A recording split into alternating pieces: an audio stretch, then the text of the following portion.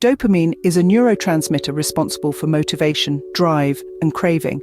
Dopamine is released when the brain anticipates a reward, such as food, sex, entertainment, money, success, etc. You'll feel lazy, unmotivated, and lethargic when you're in a low dopamine state. You'll feel excited, motivated, and driven to get some stuff done when you're in a high dopamine state. That's why dopamine is often called the motivation molecule.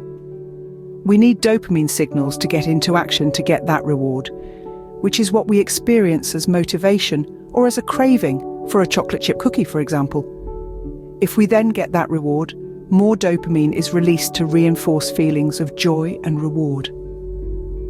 The dark side of dopamine.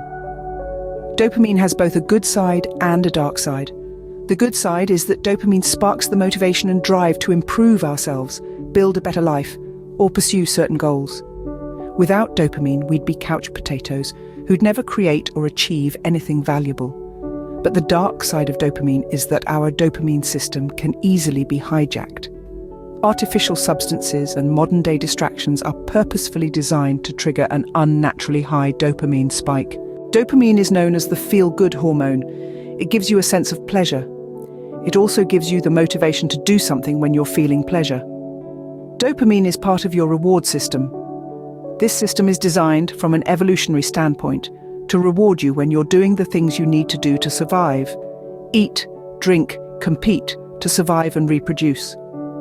As humans, our brains are hardwired to seek out behaviors that release dopamine in our reward system. When you're doing something pleasurable, your brain releases a large amount of dopamine.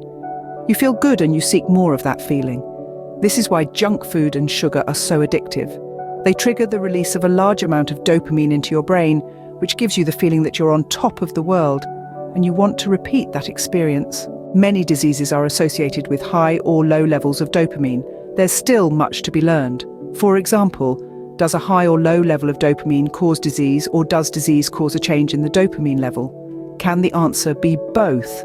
Adding to the confusion is that the function of a single neurotransmitter like dopamine can't be viewed in isolation of other neurotransmitters or other chemicals in your brain or body. Many interact with each other. There's a lot going on. All that being said, there are still diseases in which the dopamine levels are high or low.